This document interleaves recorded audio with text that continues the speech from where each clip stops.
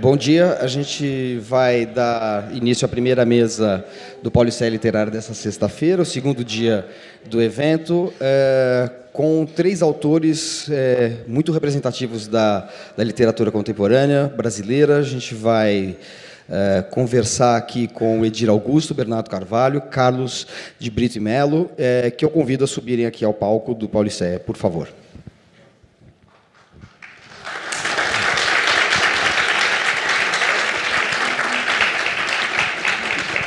Que é o seguinte, o Bernardo aqui ao meu lado, o Edir no centro, Carlos ali na extrema esquerda ou direita, dependendo de quem olha, de quem vem ou de quem vai, como se diz. Muito obrigado pela presença de vocês. É um prazer poder mediar essa mesa aqui. Com o Carlos e com o Bernardo já tive a oportunidade de fazer outras mesas literárias, sempre muito enriquecedoras, sempre muito legais, porque são realmente autores que têm uma prosa muito aguda, que toca em problemas contemporâneos de maneira muito incisiva, além de terem uma inventividade literária, ficcional mesmo, sobre a qual a gente vai conversar aqui ao longo desse evento. Com o Edir, eu não tinha tido a oportunidade ainda de fazer nenhum tipo de evento literário. Essa é a primeira oportunidade. Eu espero que eu passe agora a acompanhá-lo mais frequentemente também nesses eventos dos quais eu eventualmente participo. A gente vai fazer um bate-papo aqui de uns 45 minutos entre nós e depois abrindo para perguntas. As perguntas devem ser feitas, por favor, por papel, né? A gente tem pessoas da produção que vão entregar para vocês papéis para as perguntas virem por escrito, daí eu vou ler aquelas que não tiverem sido respondidas ainda ao longo desta conversa. Após a mesa, haverá a sessão de autógrafos, quem estiver interessado, né? Tem uma livraria aqui da Livraria da Vila, aqui na entrada, e uma mesa para autógrafos. Eu vou ler rapidamente a biografia dos autores, tal como consta do programa que vocês têm aí, mas só para quem não tiver ainda lido e não tiver visto. O Edir Augusto, né, ao centro, bom, todos estão devidamente identificados, nasceu em Belém em 54, jornalista, dramaturgo, poeta e cronista, radialista e redator publicitário, estreou como romancista em 98 com Os Éguas, livro que recebeu o prêmio Caméléon na França e aborda a decadência e a violência da metrópole amazonense. Aliás, o Edir ele tem uma relação com a França toda especial, né? Tem publicados vários livros lá, a gente vai conversar um pouquinho sobre isso também. Em 2001, ele lança Moscou, seguido de A Casa de Caba, Selva Concreta, que foram considerados, são apresentados até nos próprios livros como thrillers regionalistas que associam a tradição da narrativa noir à oralidade paraense e ao cenário de botecos, restaurantes, delegacias, clubes e motéis de Belém. Em 2015, ou seja, este ano, e, aliás, há poucas semanas, ele lançou Psica, que é este romance aqui, sobre o qual a gente vai conversar também. Vai conversar sobre o que significa esse título e falar sobre essa trama que nos leva aí, que envolve sexo, roubo, garimpo, drogas, assassinatos e também se passa na ilha de Marajó e na Guiana Francesa.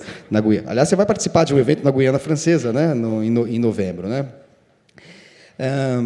Aqui ao meu lado nós temos Bernardo Carvalho, que é autor de vários romances, é jornalista, foi jornalista da Folha de São Paulo durante muito tempo, nasceu no Rio de Janeiro em 1960, foi correspondente da Folha em Paris e Nova York, e estreou na ficção em 93 com o livro de contos Aberração.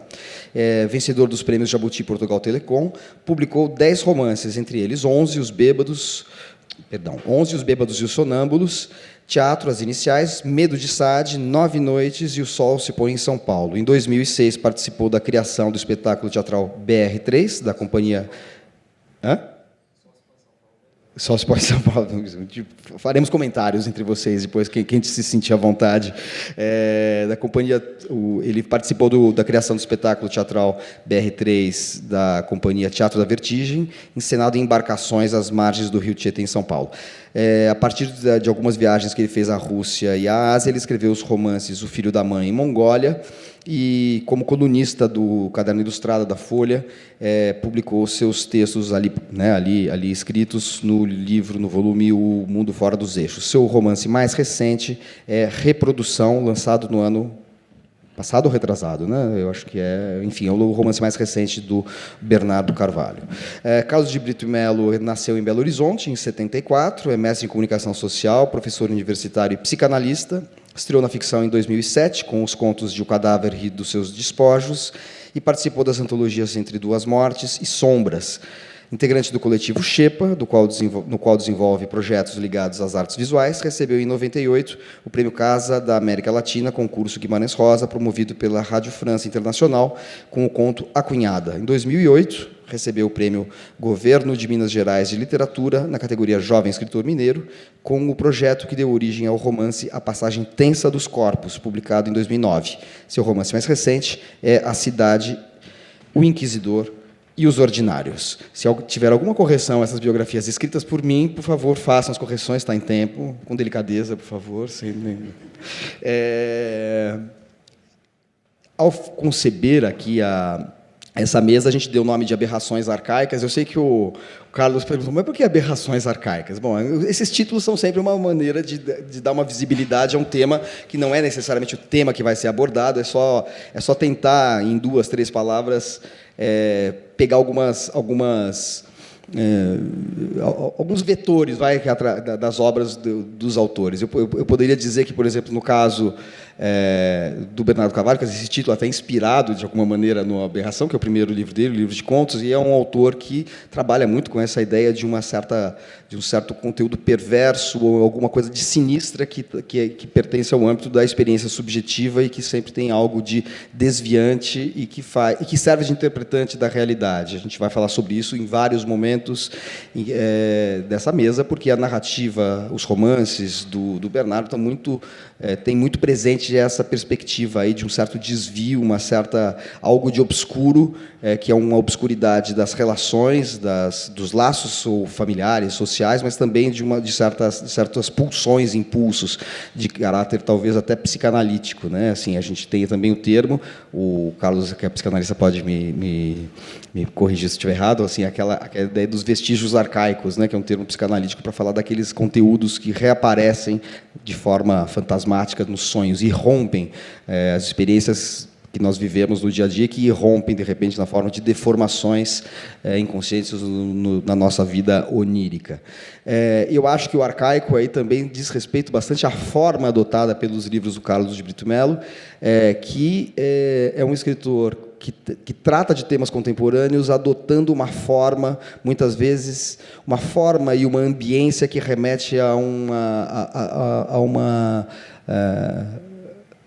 se não uma sociedade, ou pelo menos a ambientes que são arcaizantes no sentido de que eles é um mundo fechado, né? Um mundo das pequenas cidades mineiras, aquele mundo asfixiante das cidades que aparecem na Passagem Tensa dos Corpos, e também na forma, como ele, na Cidade do Inquisidor, por exemplo, ele usa a forma de diálogos do alto medieval, que é um alto que a gente pode remeter ao Gil Vicente, por exemplo, só que para tratar de questões muito contemporâneas, tema também sobre o qual a gente vai falar aqui, né? Então, eu acho que essa ideia do aberrante, mas dentro de um ambiente, uma forma arcaica, dentro de um ambiente de uma forma literária arcaica, também está presente na obra do Carlos de Brito Melo, de alguma maneira. E, no caso do Edir Augusto, a gente tem aí uma realidade aberrante que, talvez, por estar escrevendo do ponto de vista de um ponto de vista geográfico, que não é aquele que é familiar à maior parte dos leitores urbanos brasileiros, faz com que as questões das tensões sociais e da violência se exacerbem de uma maneira também aberrante, que eu acho, portanto, que esse título, salvo engano meu e correção de vocês aqui, ele talvez sirva para dar uma ideia desta literatura que vocês três fazem e que é muito, muito diferente. No caso do Edir, especificamente, eu gostaria de fazer apenas um breve comentário, que o Pauliceia Literária começou como, em 2013, o festival é bienal, né?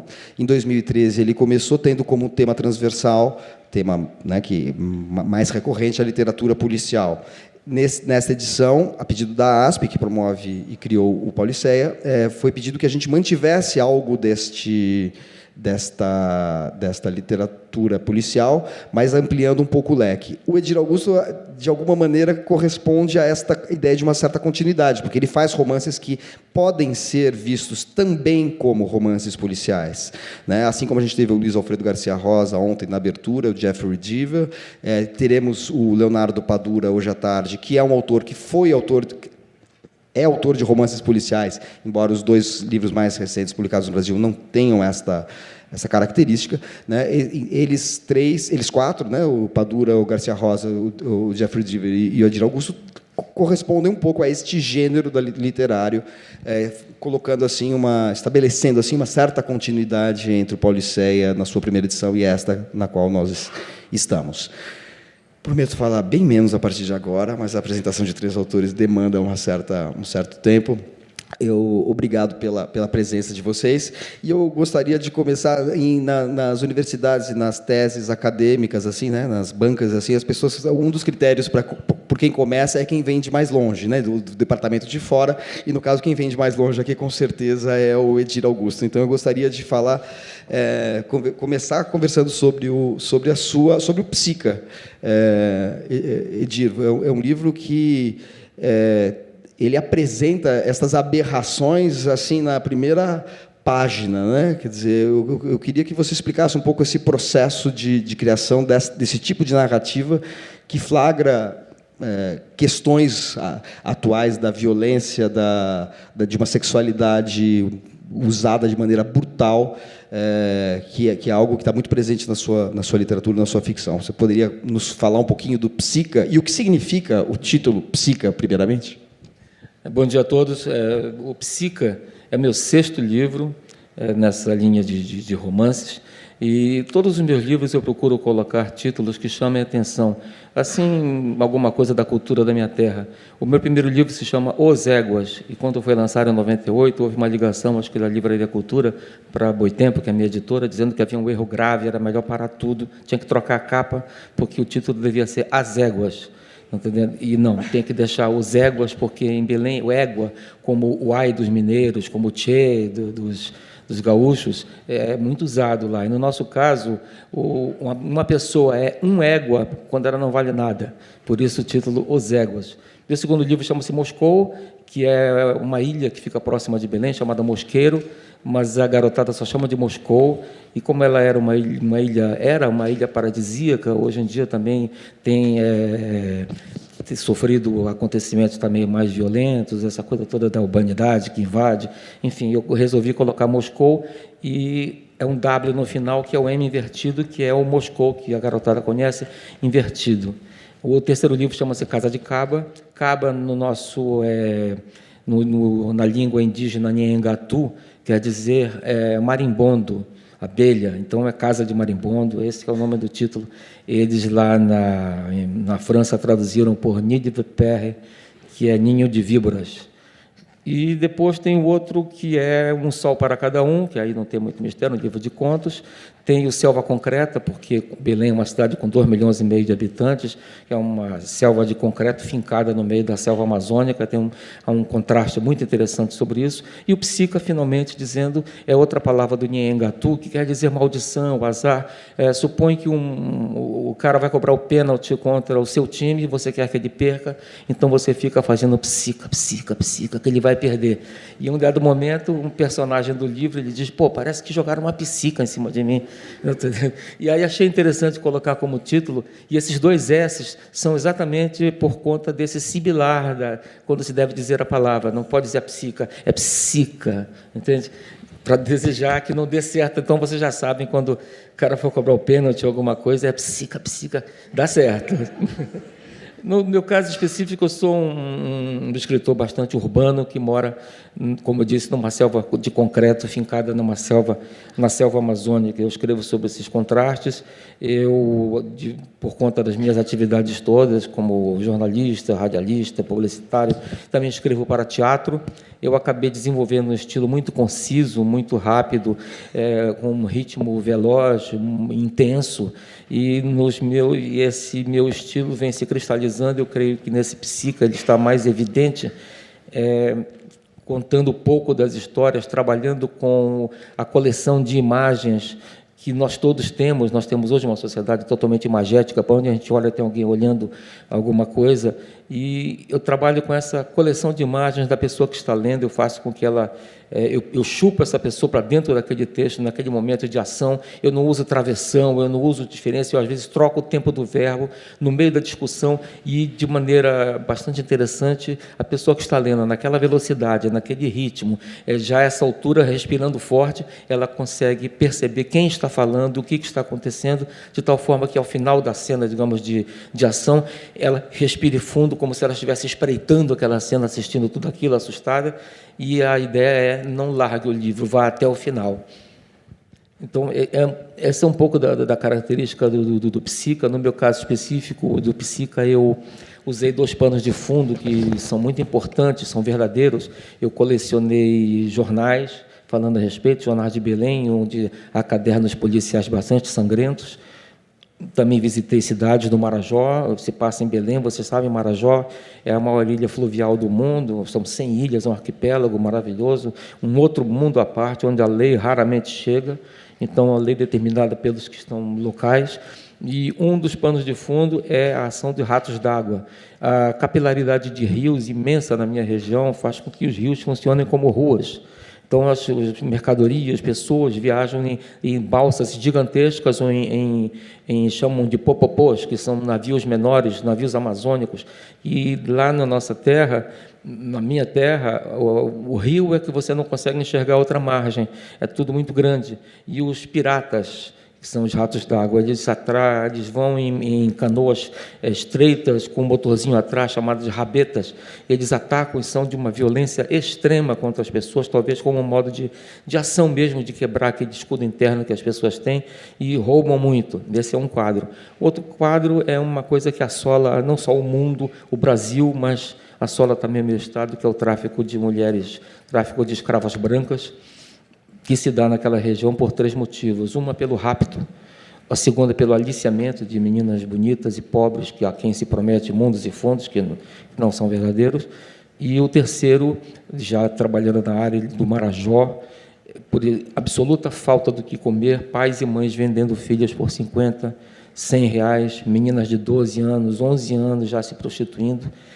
É uma ação que acontece, e na nossa sociedade, no Brasil, é como se nós disséssemos: não quero tratar disso, que é um assunto desagradável. E é um assunto extremamente atual, presente aqui em São Paulo, no Brasil todo, no mundo e na minha região também. Então, achei de trabalhar isso como pano de fundo. Um dia, um amigo chegou e me mostrou um vídeo de uma mocinha fazendo sexo com o namorado, e dizendo que aquela mocinha morava na rua dele, que foi um escândalo. A menina chegou no colégio, todo mundo ria da cara dela, até que ela soubesse o que foi para casa, o pai bateu, enfim, tudo aconteceu, e eu achei que eu tinha um bom começo. Uma menina bonita de 14 anos, que despertando para as questões da vida, e que é enviada para a casa de uma tia, que fica no centro de Belém, para azar dela, e ali no centro da cidade, como acontece nas grandes cidades, você tem uma mistura grande de tipos de pessoas com diferentes questões, né, querendo. No caso dela, ela foi raptada, e ela vai acabar em Caiena, vendida como escrava branca. É uma coisa que acontece muito em Belém. A posição geográfica de Belém, você tem coisa vindo da Colômbia, da Bolívia, você tem enormes balsas trazendo, e você tem também esse tráfico de drogas também, que dali segue para Caiena ou para Paramaribo, que é a Guiana holandesa, e daí saltando para a Europa, Estados Unidos, enfim, essa coisa toda. Esse é o mote do meu livro, o trabalho dessas questões todas. Perfeito. Se no seu caso essas questões sociais estão muito presentes, quer dizer, eu acho que na obra do Bernardo elas não estão ausentes, mas eu acho que as questões de certos desvios e certas perspectivas obsessivas de olhar o mundo e interpretar o mundo estão muito presentes. Quer dizer, a questão social está muito presente em Reprodução, por exemplo, Nove Noites, um certo horror colonial, né, no tardio, que a gente percebe como um mote. O estranhamento cultural, no caso de Mongólia, também está muito presente, mas eu tenho a impressão que essas questões, que são questões, digamos assim, a gente poderia classificar como mais públicas ou sociais, elas estão num plano que não é central, já que as suas narrativas são deflagradas sempre a partir de uma, vamos dizer, de uma aproximação de algo que é de um conteúdo oculto ou perturbador, eventualmente aberrante, das suas personagens, né? Quer dizer, eu acho que isso é uma tônica na sua ficção, Bernardo. Não sei se eu estou enganado. Como é que, se você pudesse comentar um pouco isso, porque você tem uma obra realmente também grande, e é difícil buscar, e talvez seja até errado buscar um fio condutor ou uma constante, né? Mas eu acho que isso pode ser definido, isso que eu acabei de falar, pode ser definido como uma certa constante. É meio presunçoso. Bom, obrigado por estar aqui, obrigado pelo convite. Eu acho que é meio presunçoso e é meio desconfortável falar da própria obra sempre, né? Mas eu acho que tem uma coisa que me interessa, que bom, tem o que todo mundo vê e tem o que as pessoas não veem, né? E eu tenho a impressão que o que mais me interessa na literatura é o que a gente não vê. E então acho que todo o esforço da literatura, na minha, ou enfim, da literatura da qual eu gosto, e não sou só eu, enfim, tudo que eu gosto de literatura tem a ver com isso, você sente que tem um esforço ali de... não, tudo bem. Não está funcionando? Tem esse esforço de, na verdade, encontrar uma coisa que não pode ser dita, uma coisa que não pode ser vista, não sei o quê. Então, acho que talvez os livros tenham a ver com isso. Quando você fala que tem a coisa da realidade social, realidade política, não sei o quê, mas tem uma outra dimensão, acho que essa outra dimensão é isso aí, quer dizer, a realidade política todo mundo vê, a realidade social todo mundo vê, e tem uma espécie de um discurso do lugar comum que parece que não leva a lugar nenhum também. Quer dizer, o fato de você ser conscientizado para uma realidade social ou política não garante necessariamente que você consiga superar essa realidade ou que você consiga resolvê-la, né, ou que você consiga ultrapassá-la, não sei o quê. Então, acho que se a literatura tem alguma coisa a trazer, é um lugar que você não vê, é um lugar que você não consegue tocar e que você não consegue tocar diretamente. Quer dizer, na verdade, a literatura ela é mediação, então isso que é interessante, né? Porque a linguagem, a forma, então é uma maneira de você aceder à verdade que é uma maneira indireta, né? E eu acho que toda literatura, quer dizer, não estou dizendo que eu consiga fazer isso, mas para mim a literatura é essa tentativa de sempre tentar chegar a essa verdade por essa forma por essa verdade que só pode ser atingida indiretamente, né? E aí uma coisa que eu estava pensando quando você falou do título aqui do encontro, da coisa arcaica, eu acho que me interessa mais a ideia do arcaico que da aberração. Porque a aberração parece muito óbvia, né? Quer dizer, parece, posso botar um monte de aberrações no livro, quer dizer, descrever um monte de aberrações, mas isso aí não resolve nada, quer dizer, isso daí não só não resolve nada, como não expande nada, quer dizer, todo mundo vê a aberração. E aí eu acho que o negócio arcaico, e tem muito a ver com o Carlos, é que, para mim, a literatura, e sobretudo hoje, que a literatura virou quase um lugar comum, quer dizer, na verdade, outro dia eu li que nos Estados Unidos são formados nas escolas de criação literária, nas universidades, 40 mil novos escritores por ano.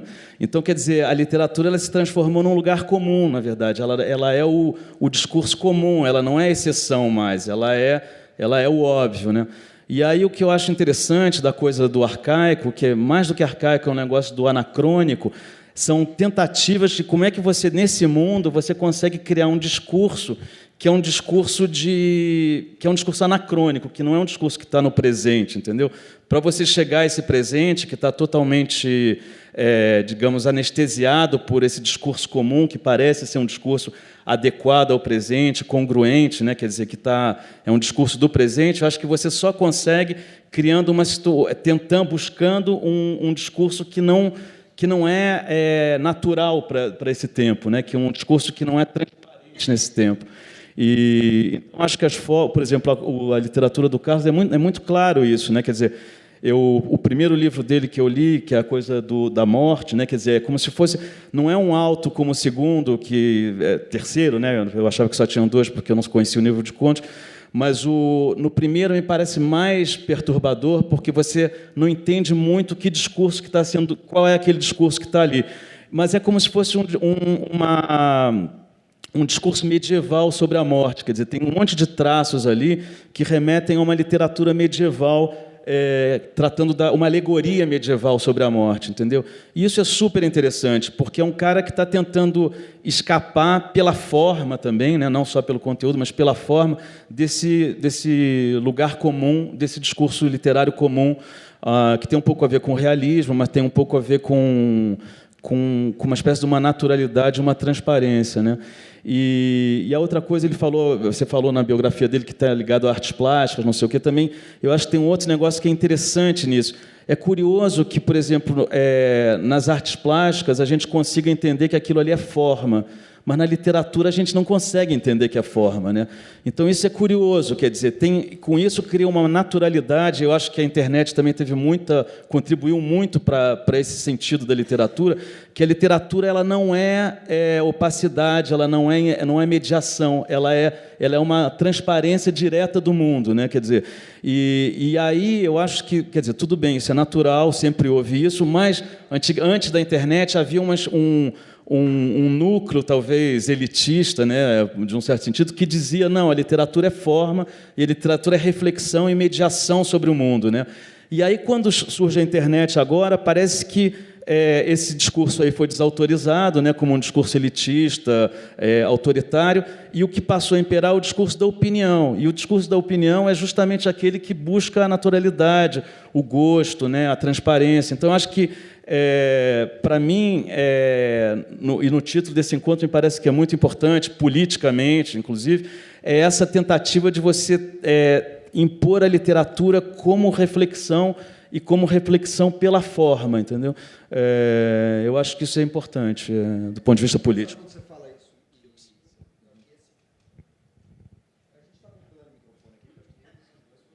Esse tá. Tinha dois. Por favor. Espera aí, ele está trazendo mais um, mas a gente precisa de... Alô? Esse aqui está funcionando, então, para o Bernardo. Esse funciona. Esse não funciona. Não. Bom, agora estamos todos microfonados. Quando você fala dessa comparação faz essa comparação com as artes plásticas, é interessante, porque assim, acho que talvez um motivo, talvez fácil de entender, porque as pessoas têm uma resistência a identificar uma certa opacidade da linguagem e vê-la como forma e não como um acesso ao mundo na literatura, enquanto aceitam isso facilmente. Tudo bem, está calor, estamos precisando. Espera um pouquinho, vamos. Precisamos de microfone, um pano e um rodo. Aqui assim. Espera aí, vamos lá. Senta aqui. Eu fico em pé. Senta aqui, eu fico em pé. Não tem problema. Senta aqui. Não, senta aí, não, por favor. Não. Eu já fiz a primeira mediação em pé, não tem problema. Senta aí. Não, enquanto não vier. É que fica mais... É por causa do vídeo ali. Só por causa do vídeo. Senta aqui. Depois... Tá bom. Pare. Eu derrubei o logo aqui. Nós estamos acabando com isso. Mas uma coisa, está vendo? É uma aberração isso aqui. Bom, eu acho que você tem um pano aí para só limpar aqui. Não, mas senta aí. Não, na boa. Eu vou enquanto não vem o pano a gente. As aberrações aquáticas. Aquáticas, não é arcaicas. Não, mas uma coisa que você fala que é interessante, depois queria ouvir o Carlos a esse respeito também, porque de fato essa opacidade é mais aceitável e compreensível nas artes plásticas, talvez porque a literatura seja, de todas as artes, a única que usa aquilo que os linguistas chamam de linguagem natural. Quer dizer, a linguagem, assim, a gente se comunica através da linguagem verbal, assim, a gente é dado pela linguagem verbal. A linguagem verbal é um utensílio tão natural para nós como qualquer outro utensílio, como o polegar, né? Assim, a gente usa, é um critério quase que evolutivo, vamos dizer assim. A linguagem é o que nos define de alguma maneira. Eu lembro que o Sartre, poxa, mas assim, o convidado tem a tarefa de limpar também. Aqui é uma coisa assim, né? Tá bom, né? Tem que assumir as culpas, né? Deixa aí, Bernardo, deixa aí, pronto. Tá sequinho? Tá tranquilo. Ainda bem que era água, né? Não era suco, alguma coisa assim. Então, o torna úmido. Mas eu lembro, por exemplo, que o Sartre, num livro que é um dos livros mais bem escritos e mais equivocados que eu já li na vida, chamado Que é Literatura, que é um livro inacreditável, assim, é deslumbrante de ler, mas ele faz uma distinção, ele fala assim, não, a poesia está do lado das coisas, a prosa está do lado da transparência. A poesia é comparável às artes plásticas, e a prosa, ele é todo um livro para defender o engajamento literário. Ele fala assim, não dá para comparar a prosa com poesia. A poesia ela pertence ao mundo dos objetos, ela é forma, enquanto a literatura é uma linguagem transparente que nos dá acesso ao mundo real. E ele está falando isso de uma maneira muito mais complexa e inacreditavelmente bem argumentada, e é um dos maiores equívocos que eu conheço, porque você faz uma distinção entre prosa e Sartre, né? Faz uma distinção entre prosa e poesia que é absolutamente inaceitável se você pensar nos procedimentos poéticos que a própria prosa tem.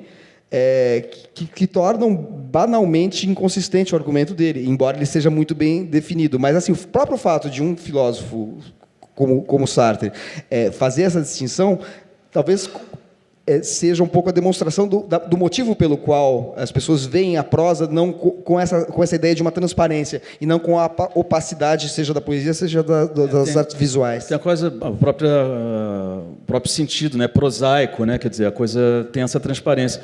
Mas nas artes plásticas também tem uma tendência para o realismo, para você criar antes da fotografia, do cinema, de criar uma imagem que fosse uma imagem que desse conta do mundo, né, o retrato que fosse mais verossímil, né, quer dizer, tem um processo progressivo em direção a essa transparência, ao realismo, não sei o quê. Mas, enfim, eu não queria entrar numa discussão teórica, não. Era só porque eu acho que tem para mim, a literatura, para a literatura da qual eu gosto, tem uma trama ali, uma trama no sentido formal da coisa. É como se, quando eu começasse a ler um livro, eu antes de eu entender a realidade do qual ele está falando, ou junto com essa realidade, eu entendo que tem uma coisa entrelaçada ali, e que faz parte dessa compreensão política do mundo e desse alargamento de sentido do mundo também. Então, quer dizer, não queria entrar em discussão teórica, mas é porque isso aí, para mim, é muito importante, faz parte da possibilidade de sair de um discurso transparente do mundo, que eu acho que, politicamente, é uma ação inócua, entendeu? Uma ação que não leva a lugar nenhum. E tem muito a ver com o gosto, né? Quer dizer, uma literatura. Acho que no século XIX isso também aconteceu, mas hoje no mundo é incrível, um pouco baseado nessa hegemonia da opinião. Vem a hegemonia do gosto também, quer dizer, literatura boa é a literatura que agrada, né? E isso contra talvez um excesso anterior, de um elitista, talvez, de uma literatura que era mais difícil, que era desagradável e que era considerada boa por uma elite de críticos ou de pessoas formadas para deliberar e para autorizar essa produção literária. Então, acho que tudo bem ter essa reação, não sei o quê. Só que eu acho que hoje é incrível porque é uma espécie de uma ditadura do gosto, entendeu? A literatura ela passou a ser, a boa literatura é aquela literatura que agrada mais gente. É natural isso, só que o que é chato é que tenha desaparecido uma literatura que era uma literatura que estava tentando furar essa cerca aí. E furar isso aí para encontrar alguma verdade, para encontrar algum deslocamento que saísse desse novo lugar comum, que é o lugar da transparência, o lugar da naturalidade, enfim. Passando agora, então, a palavra para o Carlos. O Bernardo fez várias referências ao seu trabalho. Não sei se você quer comentar um pouco esses comentários que ele fez, mas eu só lembraria que, por exemplo, ele fala de uma certa linguagem daquilo que não é visto, e você personifica, materializa isso no Passagem Tensa dos Corpos, no própria figura do narrador, né? Que é um narrador presente ausente, né? É um presente invisível, alguém que percorre uma série de lugares, ele está fisicamente presente, mas ele não aparece, ele não interage, né? É um narrador muito problemático, de certa maneira, né? Ele é sinuoso de alguma forma. Eu acho que ele talvez presentifique, materialize exatamente isso, né? Sem dúvida. Bom dia, obrigado pelo convite para estar aqui, pelo acolhimento. E, de fato, esse narrador da Passagem Tensa dos Corpos, ele é uma das construções, uma das materializações, se a gente, né, pode dizer assim. Eu acho que inclusive resgata essa dimensão de trama, essa dimensão de construção que a literatura contempla, ou deveria contemplar. Mas ele é uma construção que buscou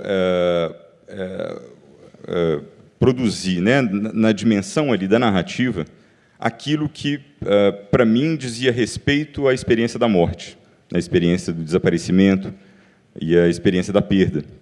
Então, assim, o que era um desafio, o que se tornou um desafio nesse romance, que é um romance publicado em 2009, era tentar, assim, não no sentido de reproduzir, não no sentido de produzir semelhança, mas no sentido de fazer emergir, ali no âmbito da narrativa, o que seria uma experiência de perda, o que seria uma experiência de destruição, né?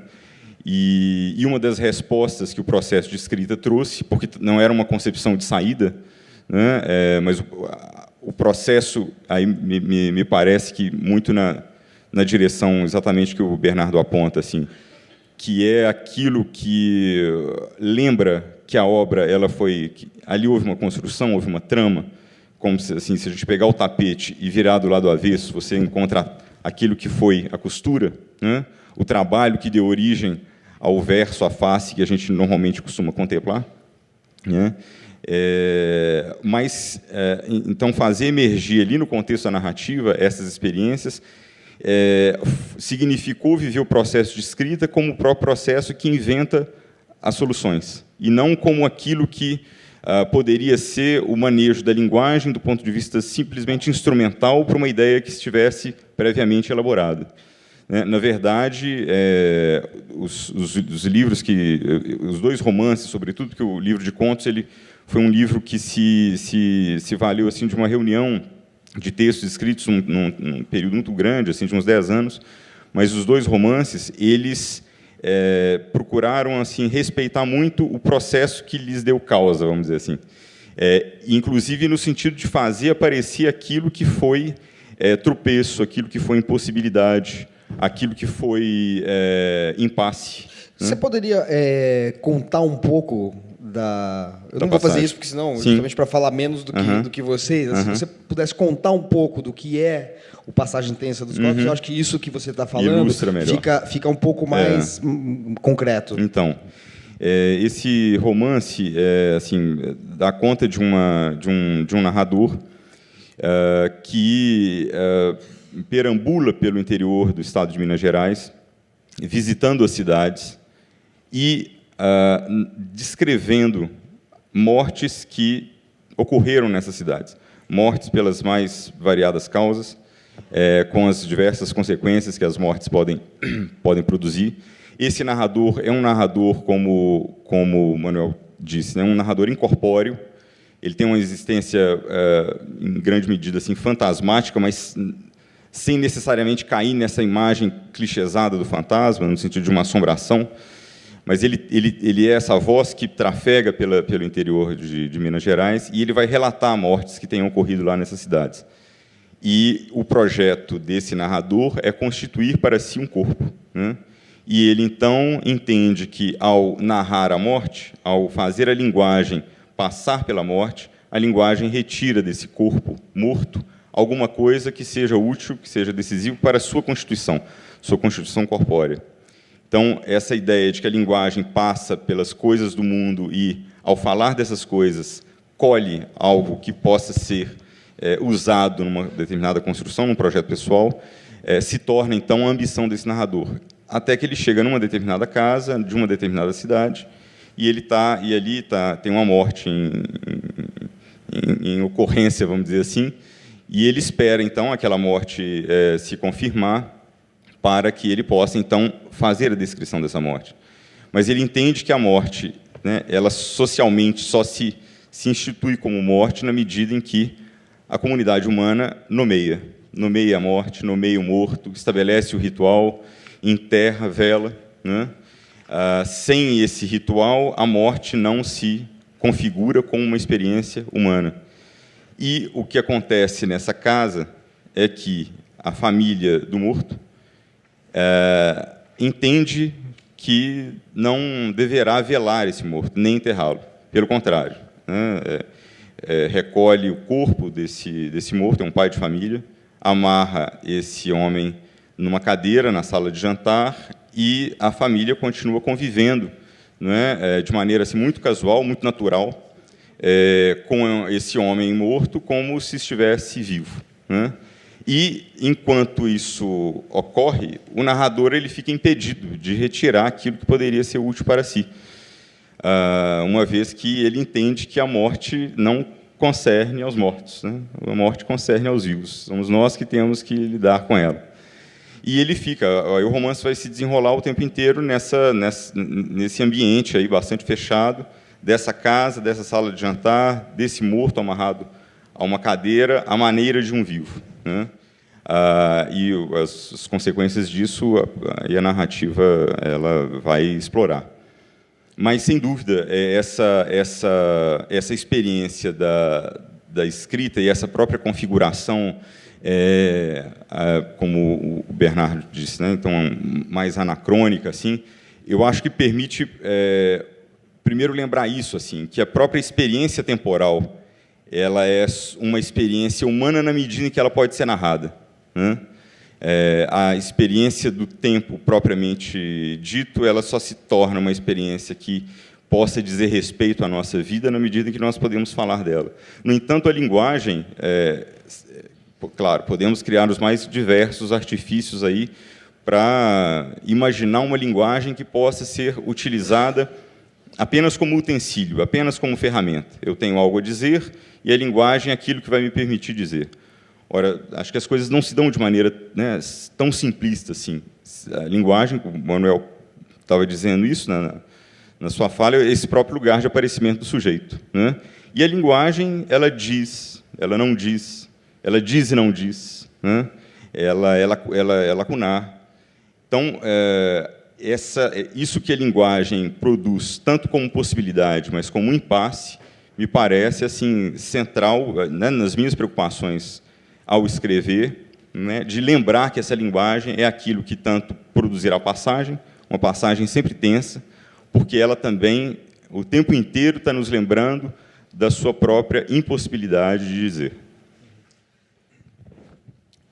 Edir, de alguma maneira, o Bernardo e o Carlos falaram um pouco daquilo que move o processo, que deflagra o processo de escrita, e uma certa busca pessoal que também é uma busca formal, né? E também quando o Carlos fala da tessitura do tapete vista pelo avesso, quer dizer, alguma coisa que se expõe porque essa tessitura é indissociável do próprio desenho que se vai buscar. Como é que é a sua aproximação a esses temas? Você tem, eu acho, uma obra que talvez tenha uma certa homogeneidade no sentido do tipo de situação que você busca. Como é que é a sua aproximação disso? Assim, você descreveu brevemente no caso do Psica.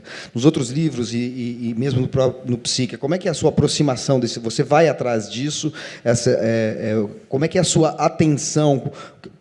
Os seus sentidos, em todas as conotações possíveis, estão abertos para que tipo de vivência? É uma vivência mais do campo da vivência concreta, que se passa nas ruas, ou é uma vivência do incômodo de certos desvios que afloram a partir nas ruas e na vivência social? Bom, eu sou um observador e um ouvinte por excelência.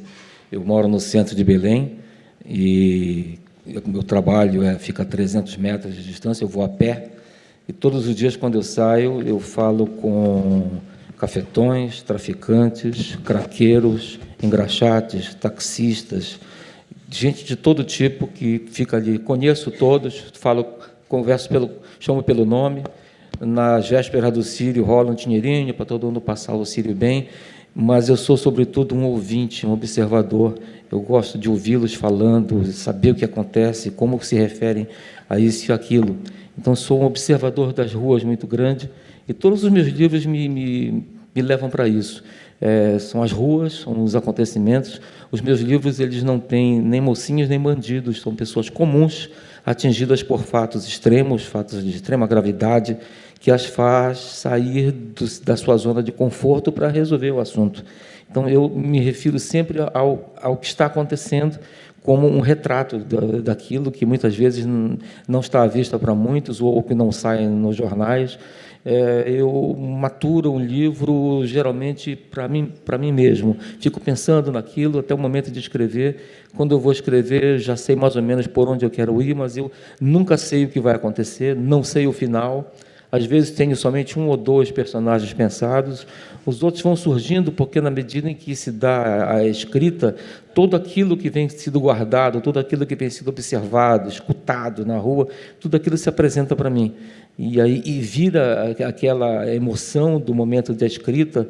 Eu sou muito veloz, escrevo como quem está vendo aquilo, né? E, ao final, eu respiro fundo, como espero que o leitor também respire e diga, pô, isso aqui foi punk, foi forte e tal, tá entendendo? Espero, olho, vejo se está tudo certo. Quer dizer, sou muito ávido na hora da escrita também, vibro com aquilo que está acontecendo, depois que você dá uma olhada e tal, mas os meus livros todos se remontam a isso, a esse retrato dessas pessoas que vivem, no meu caso, no meu cenário. Todo o meu trabalho é voltado para Belém e arredores, porque eu quero oferecer para o leitor novos cenários, eu quero oferecer para o leitor da minha cidade, a sua cidade, quero que ele se reconheça nas esquinas, e para os leitores de fora de Belém, quero oferecer esse novo cenário, esse novo jeito de ver, Brasil também, coisas que acontecem, enfim, é por aí que se dá. Você falou da linguagem, de ouvir as pessoas falando, então, e todas as pessoas que escrevem sobre seus livros falam dessa oralidade que é muito forte, né, que você consegue imprimir a sua escrita, né? Quer dizer, isso está presente assim de uma maneira uma atenção a um linguajar assim do cotidiano que você tem ali. Como é que é assim o português de Belém? Ele tem uma singularidade muito grande, porque a gente estou falando aí de uma perspectiva de quem não conhece Belém. Eu imagino que muita gente aqui não conheça. Assim, o fato de ser uma capital que tem uma localização geográfica muito específica, né? Ela é muito diferente dessa continuidade litorânea que existe no Brasil. Sim. O Brasil é um país muito do litoral, né? Voltado de costas para o seu interior, né? Ali tem uma característica, e essa vivência de fronteira ali com a Guiana também dá uma característica específica, seja a linguagem, seja o falar, seja a própria experiência de país que vocês têm lá. É uma mistura muito grande. Para você ter uma ideia, no começo do século XX, no boom da borracha, havia mais de 40 consulados em Belém, e, curiosamente, havia pessoas que mandavam lavar as roupas em Paris. Um teatro operístico lá, que é uma réplica da Scala de Milão, era chamada naquela época de Petit Paris, imagina, a Paris dos trópicos.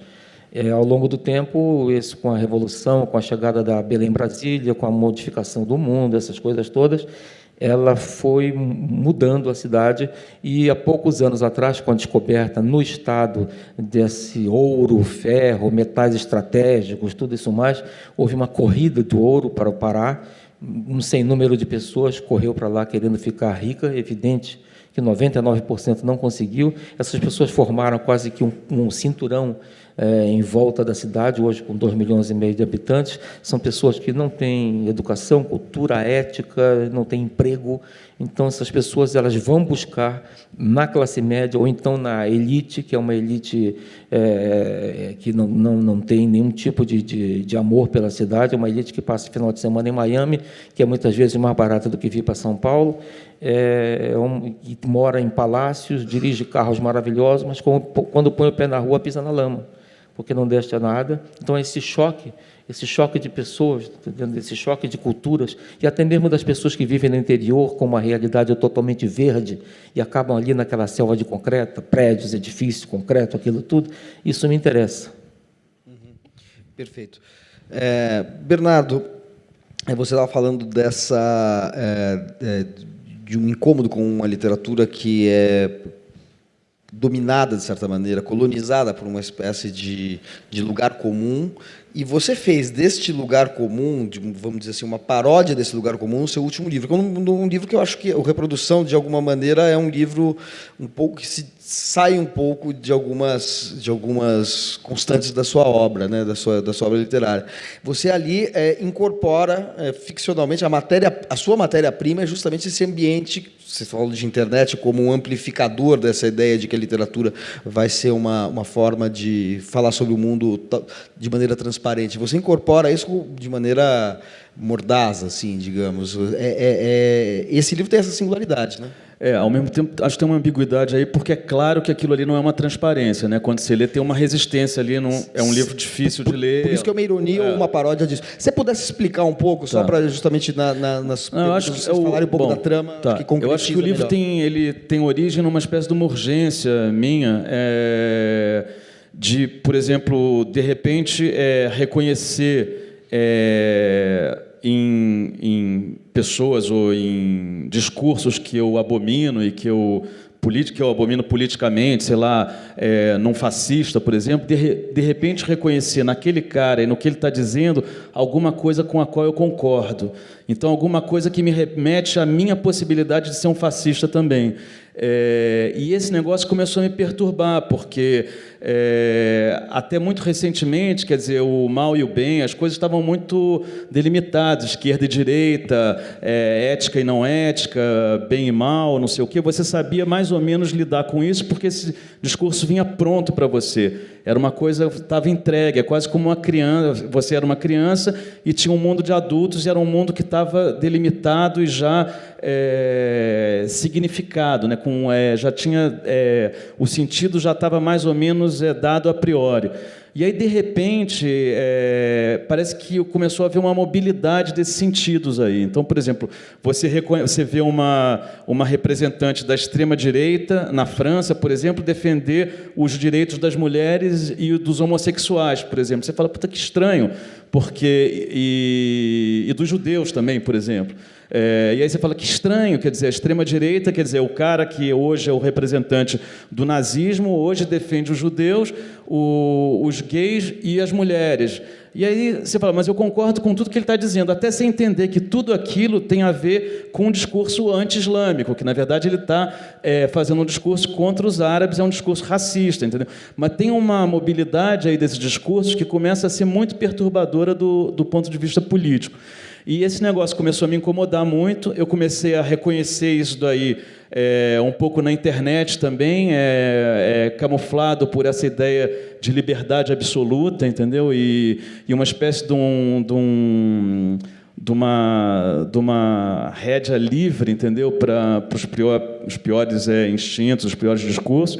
E eu comecei a tentar pensar como é que você reage como é que você reage politicamente nesse mundo, como é que você se posiciona nesse mundo, que é um mundo movediço, no qual você não consegue reconhecer exatamente onde está o bem e o mal, não sei o quê. Então, o livro é um pouco uma representação disso, sem querer ser uma ilustração de uma tese, quer dizer, não é uma ilustração de uma tese a priori, mas ele é o próprio dispositivo do livro é um pouco, ele ilustra essa situação, porque é um sujeito que está num aeroporto, que é um aeroporto, em princípio, é um lugar de passagem absoluto, né? Quer dizer, é um lugar de trânsito, lugar de mobilidade absoluta, e esse cara é preso numa sala sem janelas e sem, quer dizer, com as portas trancadas e não sei o quê, e ele ali tem um interrogatório, e que é um interrogatório que é reproduzido como monólogo, você não tem um interlocutor.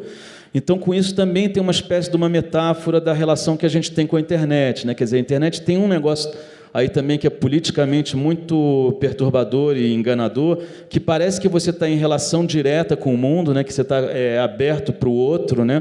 E, na verdade, aquilo é uma relação de espelho, na verdade. Você reproduz o mesmo o tempo inteiro. Quando aparece o outro, você apaga, porque o outro é insuportável. Então, na verdade, o negócio do like é um pouco esse, quer dizer, a reprodução do mesmo, né? Você reproduz aquilo de que você gosta. O que você não gosta, você elimina. Então, não tem contradição e, ao mesmo tempo, é um discurso hipercontradditório, porque é um discurso que dá conta do mundo inteiro. E se você puser... Só que você só vê ele de pontos de vista parciais, porque você vai apagando tudo que é contradição e vai reproduzindo o mesmo. Mas se você pusesse a internet inteira à sua frente, quer dizer, é um discurso que não se sustenta, porque é um discurso que se autoanula, porque é um discurso de coisas que se desdizem, né, que se contradizem.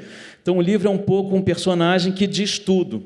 Então, ele diz tudo, então ele não está dizendo nada, porque ele diz a internet inteira. Então, ele diz o bem e o mal ao mesmo tempo, ele diz a contradição absoluta o tempo inteiro. Então, é um discurso que se autoanula. Nesse sentido, é difícil, é um livro que não é fácil de ler, porque é um livro que faz um pouco a alegoria desse discurso e dessa mobilidade, desse terreno aí movediço que o mundo se tornou. É um pouco isso aí, mas talvez seja um pouco redutor isso que eu esteja dizendo também, mas enfim, por alto é esse negócio. Uhum. O Carlos escreveu no A Cidade do Inquisidor e os Ordinários um livro que é feito, eu queria que ele contasse também, ou na apresentação eu falei brevemente sobre isso, que assimila ou se apropria da forma do alto, na forma de diálogos e até personagens que são personagens simbólicos, né? Quer dizer, você tem a cidade, o Inquisidor, que é uma figura que percorre uma comunidade, uma comunidade que para nós remete também a um ambiente medieval, ou pelo menos bem mais no passado do que a sociedade com a qual a gente convive hoje, e que vai fazendo uma espécie... Esse inquisidor é uma espécie de comissário que investiga ou inquire as pessoas em relação às suas falhas, aos seus desvios, etc. E eu me lembro de estar numa discussão em que um crítico literário, que é o João César de Castro Rocha, ele falou, nossa, é incrível esse livro, porque ele é escrito na forma de um alto medieval, mas ele está falando da comunicação na era da internet. Assim, exatamente isso. Então, eu queria que você contasse um pouco como é a estrutura desse livro para o público e falasse um pouco de como esse livro usa uma forma arcaica para falar do presente. Esse livro, então, é por aí, né, que você estava introduzindo, né? Existe esse narrador principal, vamos dizer assim, que responde aí pela figura do inquisidor. E ele tem um projeto moral. Esse projeto moral é de endireitar, de consertar, de certa forma, assim, homens caídos, homens que se tornaram bobos. Então, o grande pecado, né, o grande crime, na opinião dele, é que esses homens, alguns homens, teriam, então, se desviado, né, de sua hominalidade, na medida em que se tornaram homens bobos, e que, inclusive, ao se tornarem homens bobos, pachorrentos, isolados da comunidade, faltosos com relação às suas obrigações civis, suas obrigações como cidadãos, eles, então, se tornam um certo perigo assim, para o laço social, que precisa, num certo sentido, de um comprometimento de cada um para fazer valer a inteireza de sua comunidade. Então, para usar a própria ilustração aí, né, desse tapete, é como se uma trama social, no lugar onde existe um homem bobo, ali a trama se esgarça, ali abre um furo, e o inquisidor, então, é esse que vai tentar fazer um remendo por meio de uma série de procedimentos, inclusive jurídicos. Ele se vale aí de de fato, como que um processo inquisitorial para que esses homens sejam identificados, investigados, condenados e punidos. E eles são punidos sempre, de alguma forma, pendurados, né, no lado exterior dos prédios onde moram, no centro de onde se passa esse romance, essa narrativa, quase que para mostrar ali, né, pela força do muque, como é que esses homens, né, desviados poderão regressar à trama social, regressarão na marra, né? E aí, sim, tem uma série de outros personagens que vão aparecendo, e inicialmente até assim eu tinha uma ideia de que o romance ele se construiria por meio de grandes depoimentos, assim, como se fosse um processo de investigação, né? Só que exatamente te escutando aí, né, falando da experiência de estar na cidade, experiência de escutar, e eu sou de Belo Horizonte, mas eu tenho uma dificuldade muito grande, assim, de pertencimento à cidade, de me sentir parte. Existe uma campanha lá em Belo Horizonte, agora já esfriou um pouco, mas que era assim: eu amo BH radicalmente. Aí as pessoas grudavam isso nos carros, nas janelas, né? Eu ficava assim: como é que é amar, né, Belo Horizonte radicalmente? Eu nem amo, né, quanto menos radicalmente, aí que eu não amo mesmo. E achava interessante esse vínculo, essa adesão, que uma série de pessoas no discurso isso aparece com muita facilidade. Eu não tinha, era uma relação, continua sendo uma relação assim muito guerreada, assim, uma relação de conflito que me parece muito mais próximo da experiência de estar na cidade e da experiência de uma pessoa conviver com outra, muito mais do campo do atrito, muito mais do campo do conflito do que propriamente do campo dessa adesão, né, amorosa, completa, né? E eu achei que isso tudo deveria ser experimentado. De novo, a palavra acho que é importante, assim, experimentado da narrativa. Vamos ver como é que isso aí se constitui formalmente, se constitui como uma narrativa. E aí essa forma aí que seria um dos grandes depoimentos, essa forma ela foi sendo fracionada, ela foi sendo estilhaçada pelas próprias vozes que foram emergindo da narrativa, de modo que a experiência citadina estava muito mais próximo desse vozerio, dessa conversação em que todo mundo fala de maneira desautorizada, muitas vezes, do que propriamente, né, de que, olha, agora eu falarei eu, depois fala tu, depois fala ele. E nisso aqui foi aparecendo para mim assim aquilo que me parece sempre potente em qualquer tipo de discurso, né, ou contra qualquer tipo de discurso, como é o discurso do inquisidor, como imagino também que a gente possa até aproximar do discurso que é do seu narrador, do estudante de chinês, né, que é esse discurso que, em algum momento, ele tenta assim, dar conta do todo, né, então, dar conta do todo da internet, fala-se sobre tudo e de maneira tão assertiva, que parece que não tem beirada, né? Aquilo ali tem uma homogeneidade assim, que você não consegue fissurar por nenhum tipo de artifício, né? Como é o discurso das ditaduras, né? É até interessante que a palavra ditador tem uma consequência linguística, que a gente vai pensar da pessoa que dita. A pessoa que dita a linguagem e que deve soterrar ou se sobrepor a todas as outras falas de uma dada comunidade, né? Esse que produzirá esse discurso homogeneizante será exatamente aquele que dita o que será conversado. E a experiência da cidade me pareceu tão mais rica quanto mais eu pudesse fazer com que essa voz do inquisidor, que sim, pretende ser uma voz dominante, essa voz pudesse ser desafiada, perturbada, incomodada pelas vozes não autorizadas, né?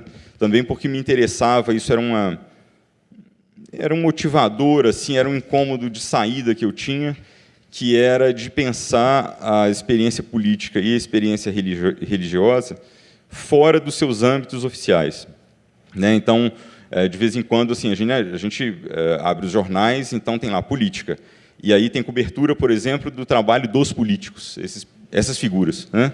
E a minha dúvida era assim, mas será que não é possível pensar uma dimensão política para os nossos atos, os mais diversos possíveis, que não precise passar necessariamente por um representante autorizado, um representante legal, que é exatamente muitas vezes aquele que vem fazer o discurso homogeneizante, né? Os discursos de campanha são esses.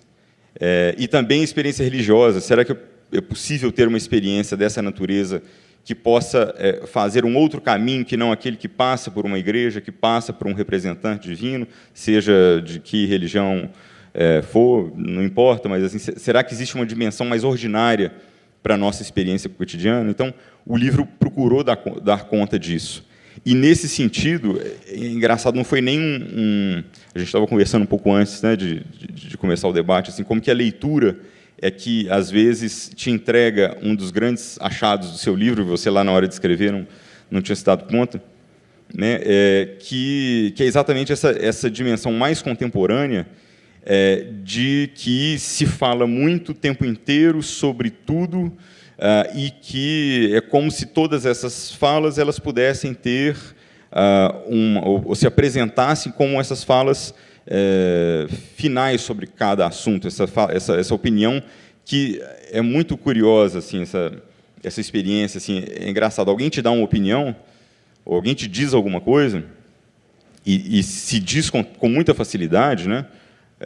Mas se escuta muito mal, se escuta muito pouco. Então, assim, estamos conversando, mas desde que eu tenha absoluta liberdade para dizer o que eu penso, e você, se possível, não diga nada. Se tanto, curtir, né? Dê lá um curtir na minha opinião e não passe disso, né? Compartilhe, por favor.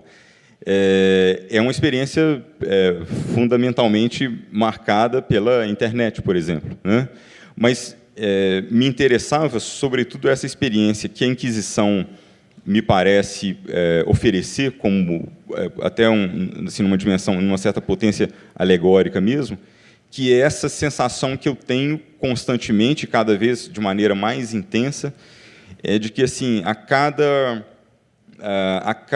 pronunciamento, a cada decisão nas últimas eleições, isso aconteceu de maneira extremamente evidente e violenta, mas a cada rodada do Campeonato Brasileiro, a cada qualquer coisa que forças diferentes estejam aí num certo litígio, estejam num certo conflito, é que imediatamente se acendam as fogueiras, né? Em que, assim, a palavra, muito rapidamente, ela está ali quase que exercendo uma função de ato, né? Eu não quero aqui entrar numa relação de mediação, eu não quero conversar. No final das contas, a minha palavra, quanto mais ela puder te condenar, mais ela será usada. E me parece que essa experiência ela é uma experiência cada vez mais forte, assim, de que se conversa menos, de que se escuta mal, porque, na verdade, a palavra, assim, ela está ali, assim, como aquilo que antecede a pedra, aquilo que antecede o tiro, aquilo que antecede o chega para lá porque eu estou aqui, né? E aí me parece a experiência social que se vale, né, permanentemente de um questionamento que é sobre como é que a gente pode viver junto. A gente está junto, assim, nós estamos aqui.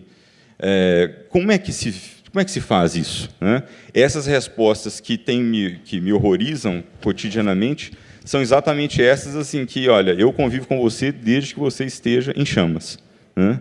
Desde que você pegue fogo, desde que você, o quanto antes, desapareça, porque, afinal de contas, a minha posição, a minha opinião, ela precisa ser sustentada, ainda que isso, né, custe a tua própria existência.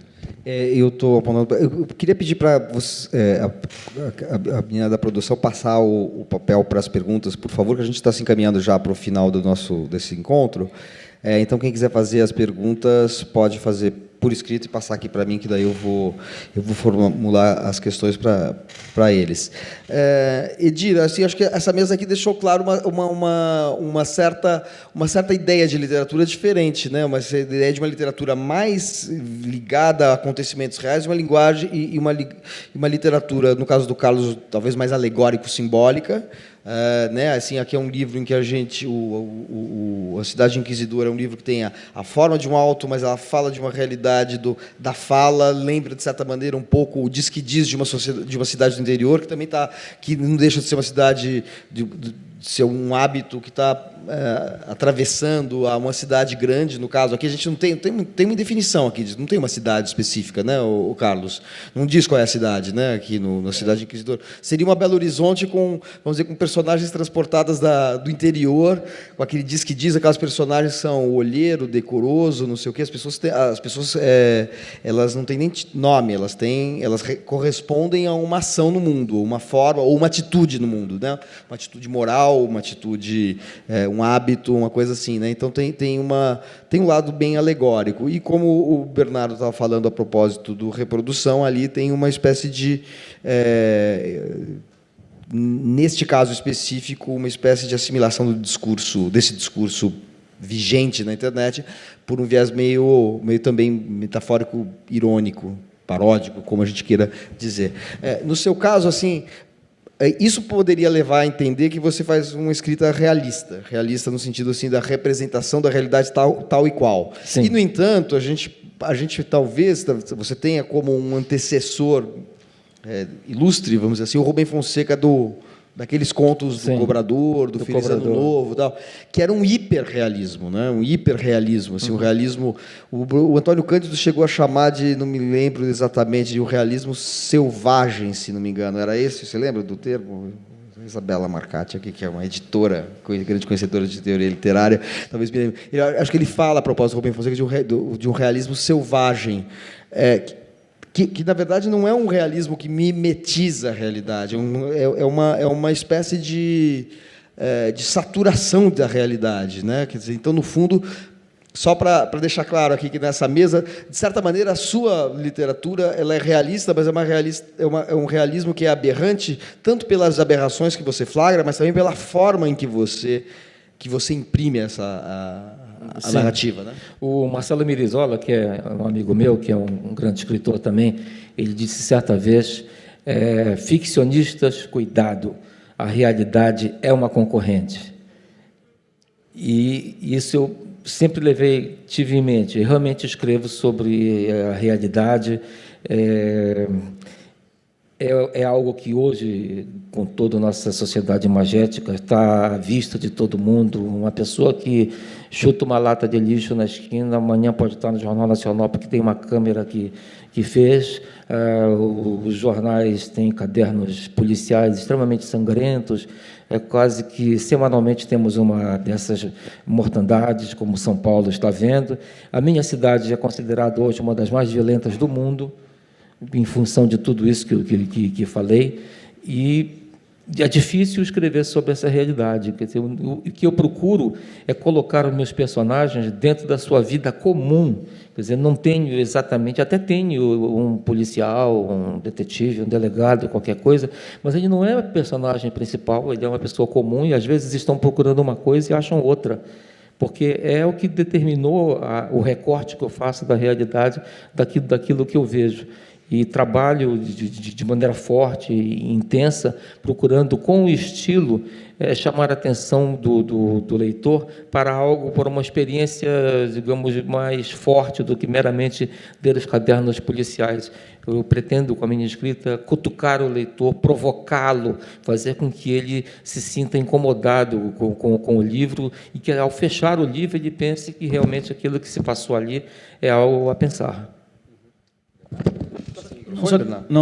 Mas só queria falar um negócio rápido, porque eu acho que você falou que tem uma dicotomia, eu acho que talvez, não sei se é uma dicotomia de fato, porque é importante dizer, quando eu falava que eu me interessava pela forma como reflexão, que essa forma ela não pode estar descolada da experiência, entendeu? Quer dizer, não é uma forma abstrata, não é uma abstração absoluta, ela é resultado de uma tá de uma vivência e de uma dor também, de uma alegria, enfim, quer dizer, essa forma ela não é uma forma fria, né? Ela tá Só o que eu estou dizendo é que, na verdade, ela não é transparência, mas ela é resultado de experiência. Não existe literatura sem experiência por trás, né? Mas talvez talvez, se eu entendi bem o que você falou também, claro, não é uma opacidade no sentido de uma opacidade. E não é teoria também. Não é um hermetismo da linguagem, mas é flagrar aquilo que na própria realidade é opaco, ou seja, é uma referência à realidade. Claro. Aquilo que aflora. Porque uma coisa que era a pergunta que eu ia te fazer, antes de virem perguntas do público, se tiverem, eu peço que só venham para mim, porque normalmente elas passam por mim, eu trago para o mediador, como hoje eu não estou aqui, então tem que vir diretamente. A pergunta que eu ia te fazer é justamente isso. Assim, eu acho que, de alguma maneira, você tem a sua literatura, eu vou tirar a reprodução disso que eu vou falar agora, mas eu identifico isso muito no 9 Noites, no Mongólia e no Filho da Mãe, por exemplo, né, para falar de livros que são mais frescos na minha memória, mas acho que é uma coisa que está muito presente. Você busca aquilo que está oculto, aquilo que é a realidade, é uma representação disso, não deixa de ser mimético neste sentido, mas é buscar aquilo que não está explicitado e que não entrou numa cadeia de causalidade, a causalidade que a gente atribui ao mundo. Porque você busca causalidades que são causalidades obscurecidas ou ocultas, porque eu acho que você tem uma percepção meio trágica no sentido psicanalítico do termo. Trágico é o seguinte: tem algumas pulsões, tem alguns impulsos, tem alguns conteúdos que eles não vão ser solucionáveis por um encadeamento das questões sociais, né? Uma literatura, aquilo que a gente chama normalmente de uma literatura mais realista, é uma literatura que busca compreender a realidade, representando-a naquilo que ela tem de suas causalidades. Só pensar, no regionalismo brasileiro, ou pensar mesmo na prosa urbana de hoje, em grande parte, identifica a causa daquela situação aberrante, para fazer referência. No seu caso, parece que essa causa ela não é uma causa que vai ser solucionável, porque ela tem algo que escapa. Isso é parte do real. É trágico. Só que eu acho assim, porque eu acho que as coisas são super complexas. O realismo, tem vários realismos, né? O que eu acho que aconteceu hoje é que a gente acabou caindo num realismo que é um pouco um lugar comum e que é uma transparência. Mas você pega o Tchekhov, por exemplo, eu fui ver a primeira peça do Tchekhov recentemente, que eu nunca tinha visto, e de repente eu me identifiquei super com um personagem, e aí eu saí do teatro falando, puxa, se eu fosse alguém nessa peça, eu seria esse cara aqui, cara bacana, não sei o que, nananã. E o cara bacana é o cara que fala tudo certinho, que é moralmente cara correto, não sei o que, e o personagem principal é o demônio, que é antissemita, fode com a própria mulher, entendeu? Enfim, um cara horrível. E eu falei, putz, eu sou esse outro cara aqui, que é um médico, um cara tipo com uma boa índole, no campo, tratando dos pobres, não sei o quê. E aí, depois de eu sair da peça, eu comprei um livrinho do Tchekhov em que ele manda uma carta para um outro cara e fala sobre essa peça. Ele diz o seguinte: se algum espectador sair dessa peça achando que o cara legal é esse cara com quem eu me identifiquei, eu me aposento, entendeu? Então, o que eu acho é o seguinte: esse realismo, por exemplo, quer dizer, a ideia do realismo, quando é um realismo duro, no caso do Tchekhov, Proust é um realista, não sei o quê, Virginia Woolf é uma realista, Joyce é um realista, não sei o quê, na verdade, é justamente fazer essa coisa, procurar essa coisa que eu acho que se perdeu nessa transparência aí, que se passou a chamar de realismo, mas que é uma outra coisa, entendeu? Que é uma espécie do resultado de uma hegemonia do gosto, entendeu? De uma hegemonia do like, entendeu? De uma hegemonia de uma espécie de um hedonismo que é empobrecedor para a literatura e empobrecedor para o leitor também. Então, quer dizer, o realismo ele pode ser sensacional, ele pode ser incrível. E eu não estou, quando eu falo da forma, não sei se sentido, eu não estou falando contra o realismo, eu estou falando contra esse barateamento do realismo, né? essa redução das formas artísticas a uma transparência. Mas, enfim, era isso. Bom, a gente tem mais pouquíssimos minutos aqui, então eu vou tentar sintetizar aqui mais de uma pergunta por participante. Deixa eu ver aqui, tem uma aqui enorme aqui. Deixa eu ver. Daí tem uma pergunta do Roberto Dias, que o Roberto Dias está aqui? Onde está aqui, Roberto? Foi você que fez uma pergunta ontem na mesa do Rui Castro também, que eles pediram para você se identificar e era uma pergunta... Ah, tá bom, naqueles pediram, eles ficaram curiosíssimos para saber quem era, de quem era a pergunta, quem era o Roberto Dias, e daí eu acho que você já tinha saído quando foi feita a sua questão. Então eu faço agora na sua presença para o Edir, que o ritmo dos seus livros não são de carimbó, e sim de guitarrada. Belém bem explorado e boas companhias é melhor que Paris.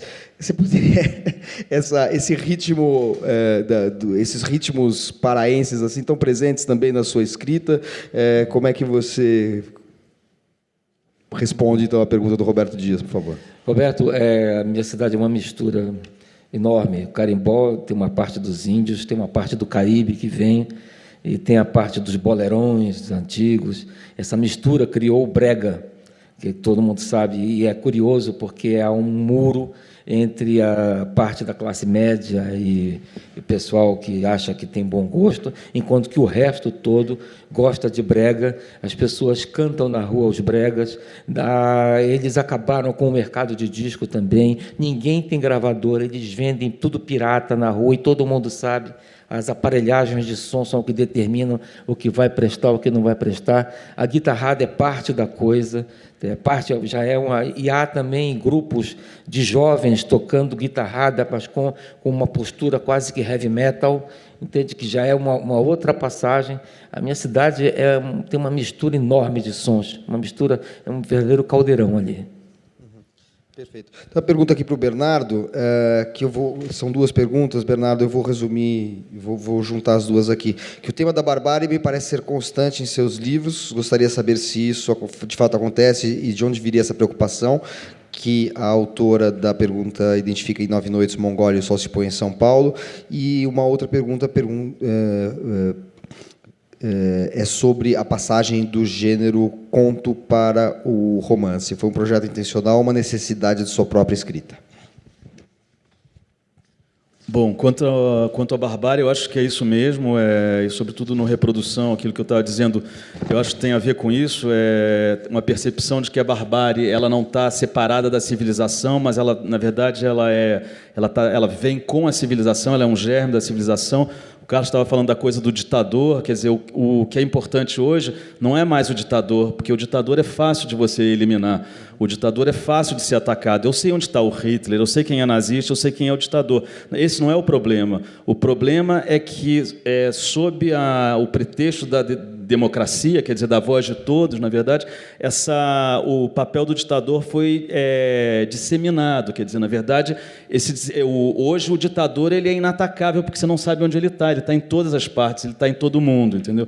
Então, é como se fosse tem um oportunismo aí na apropriação do que seria a linguagem do ditador, do nazista, não sei o quê, que se disseminou pela sociedade. E esse é o maior perigo, isso é a barbárie. Só que ela está dentro da civilização. Isso que é estranho, ela não tem mais uma dicotomia assim, civilização e barbárie, não. Quer dizer, agora a barbárie está se revelando dentro, né? E eu acho que nesses períodos são períodos de formação de fascismo e tudo mais, e são períodos em que você não identifica o fascismo justamente porque se você identificasse, seria fácil de combatê-lo, né? Então, eu acho que o negócio da barbárie, para mim, é super importante, e eu acho que eu tendo a achar que a gente está à véspera, ou se não já está dentro da formação de um novo fascismo que a gente não conhece e que a gente não consegue combater e para o qual a gente caminha a passos largos, entendeu? Quer dizer, e eu acho que isso é interessante. O Pasolini, tem uma coisa muito linda do Pasolini, que era um cara que dizia coisas totalmente absurdas, aparentemente para a época, né? Quer dizer, e que tinha uma posição que era uma posição totalmente heterodoxa. E ele diz em algum momento em que acusam ele de não perceber os fascismos, né, não perceber o fascismo, ele diz assim, não, claro que eu percebo que existe fascismo. O problema é o seguinte, a gente está na montanha, cessem de falar de praia, entendeu? Cessem de falar do mar. A gente está na montanha, entendeu? Então, quer dizer, eu acho que hoje é isso. Enquanto se atira no ditador, entendeu? O fascismo está se aproximando, entendeu? E de um jeito que é um jeito irreconhecível.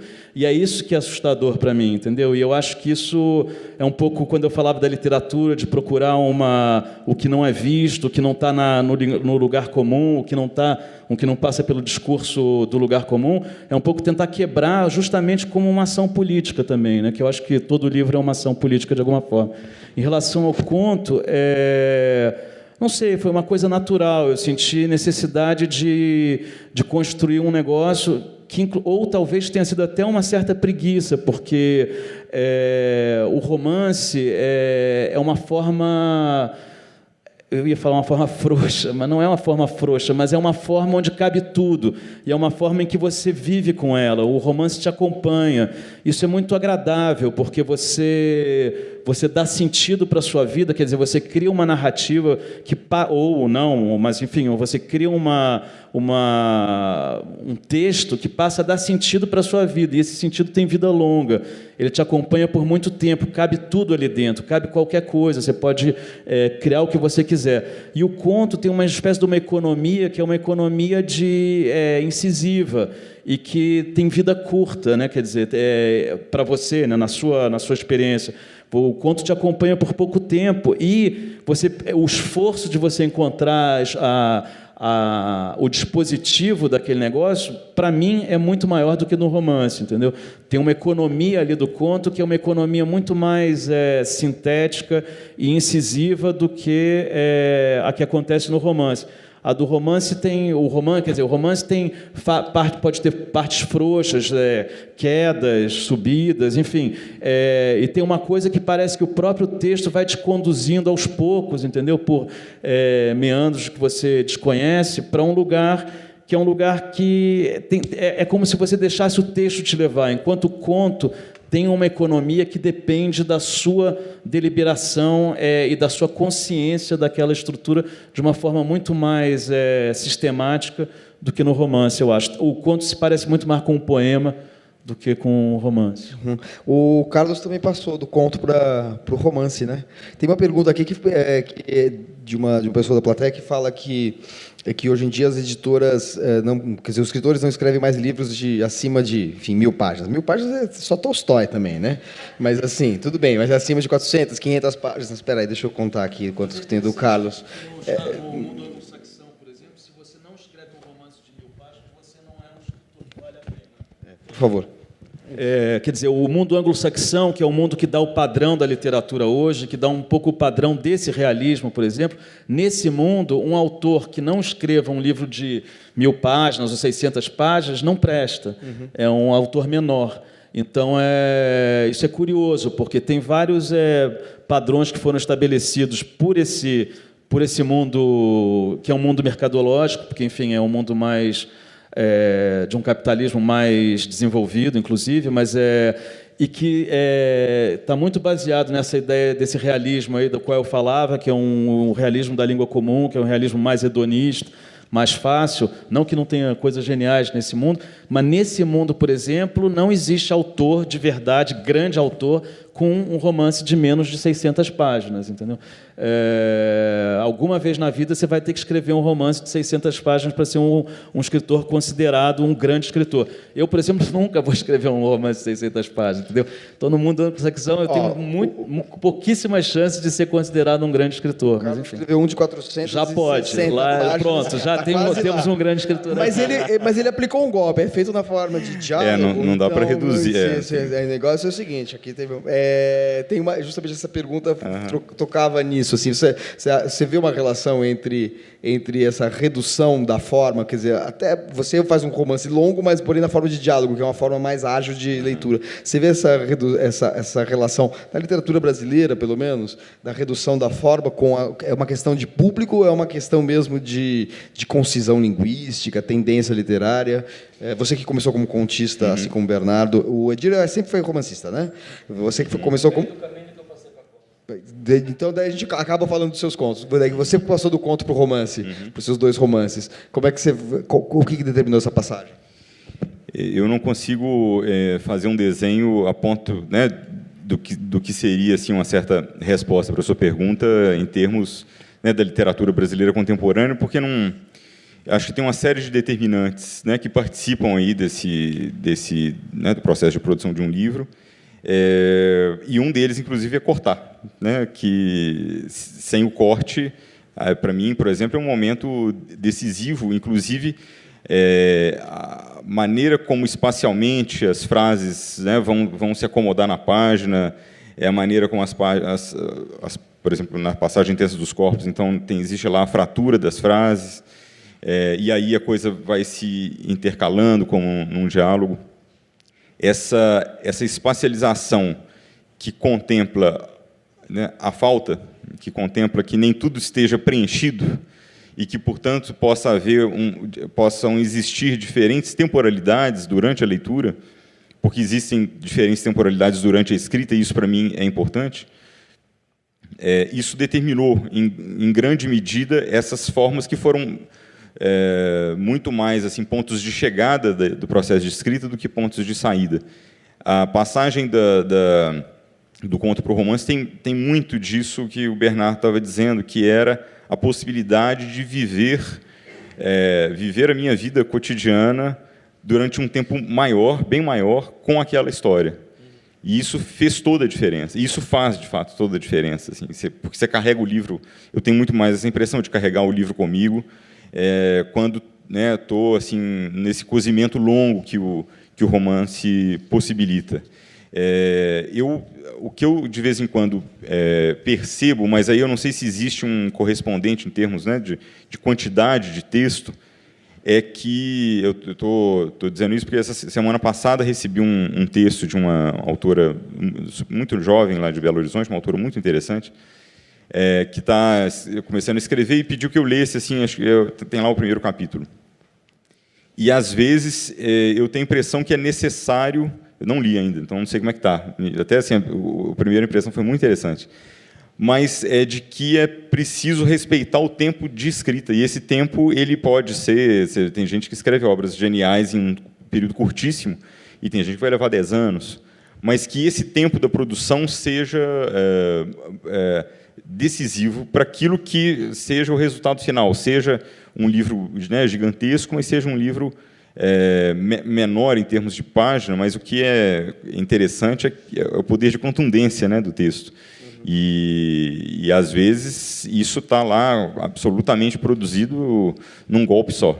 E isso vai independer aí de que tenhamos mais ou menos páginas. Perfeito.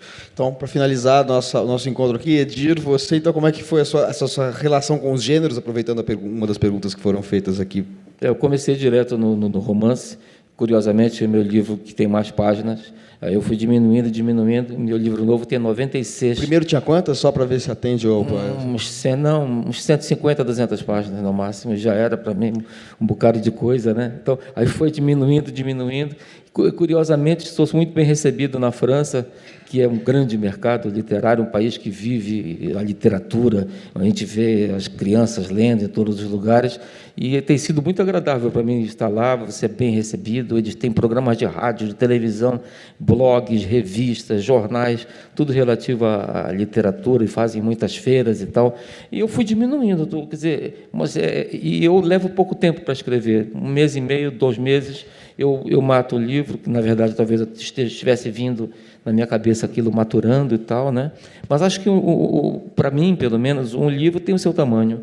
Cada livro tem o seu tamanho, o momento de sair, você recortou aquilo ali, é como uma festa, você nem vai no começo, mas também não vai sair no final, né? Que no final tem que levar o colega que bebeu, tem que limpar, que acabou o gelo. Deixa eu perguntar uma coisa, essa recepção na França que foi tão boa, né, da sua literatura, tem a ver com o fato de você fazer referência à Guiana? Quer dizer, você percebeu isso? Não, esse livro novo que faz referência à Guiana ainda não foi lançado lá.